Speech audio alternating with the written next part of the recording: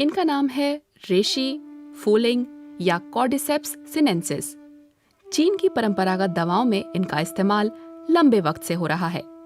कुछ immune system को मजबूत करने वाली बताई जाती हैं, तो कुछ ब्लड प्रेशर को कम करती हैं। कहा तो ये भी जाता है कि कुछ दवाओं में कैंसर को हराने की ताकत है। हालांकि फंगस के औषधीय गुणों को अब तक क्लिनिकल टेस्ट में नहीं परखा गया है, लेकिन नेचुरल मेडिसिन से इलाज करने वाली क्रिस्टीना बुएलोव सार्टोरी को इन पर यकीन है। औषधीय गुणों वाले मशरूमों का पिछले 5000 सालों से चीनी संस्कृति में इस्तेमाल हो रहा है। मेरे मरीजों को भी इससे फायदा हुआ है। क्रिस्टीना ने इस शख्स का इलाज हेरिसियम फंगस से किया।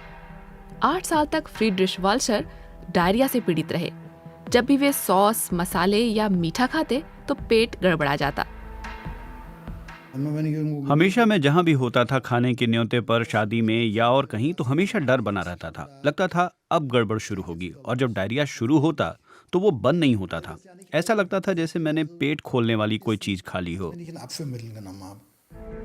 थेरेपिस्ट को शक हुआ कि फ्रीड्रिश की आंतों में लैक्टिक एसिड बैक्टीरिया की कमी है। उन्होंने मल की जांच कराने को कहा। इस बीच थेरेपिस्ट ने उन्हें आराम देने के लिए मशरूम को पाउडर के रूप में लेने को कहा। हेरिसियम आमतौर पर आंत के पाचक बैक्टीरिया के लिए अहम है। इसमें बहुत मजबूत रूप से एंटी इन्फ्लेमेटरी और पुनर्निर्माण के गुण होते हैं। आंतों की झिल्ली को इनकी जरूरत होती है, और साथ ही साथ इस मशरूम में पाचक तंत्र को शांत करने के गुण भी हैं। हीलर भले ही इन मशरूमों को जादुई गुणों वाला बताएं, लेकिन कई डॉक्टर इन दावों से सहमत नहीं हैं। हंस लाम्पे रोस्टॉक मेडिकल कॉलेज में ऑन्कोलॉजिस्ट हैं। वे जर्मनी के उन चुनिंदा डॉक्टरों में से एक हैं जो कभी कभार कीमोथेरेपी से संघर्ष करने वाले रोगियों को मशरूम की डोज देते हैं। हम कीमोथेरेपी के दौरान या उसके अंत में इस सप्लीमेंट का इस्तेमाल करते हैं। ये पोषक तत्व शरीर को स्टेबल रखने में मदद करते हैं, वो भी ट्यूमर कोशिकाओं पर कीमोथेरेपी के असर को कमजोर किए बिना। लाम्पे को उम्मीद है कि भविष्य में ऐसे मशरूम से निकाले गए तत्वों से वो मरीज की ट्यूमर कोशिकाओं पर हमला कर सकेंगे, लेकिन ये रिसर्च अभी शुरुआती चरण में है। माइंस यूनिवर्सिटी की एक रिसर्च में हिस्सा लेने वाले फार्मासिस्ट थॉमस भी इसी दिशा में खोज कर रहे हैं। वे रेशी, फूलिंग और कॉर्डिसेप्स के खास तत्व निकाल रहे हैं और एक्टिव तत्वों को सहेज रहे हैं। हम खास तौर पर एंटी ट्यूमर तत्वों पर फोकस कर रहे हैं। ये कॉर्डिसेपिन है। कॉर्डिसेपिन कॉर्डिसेप्स सिनेंसिस से मिलता है और ये ट्यूमर कोशिकाओं को मारने में इस्तेमाल हो सकता है।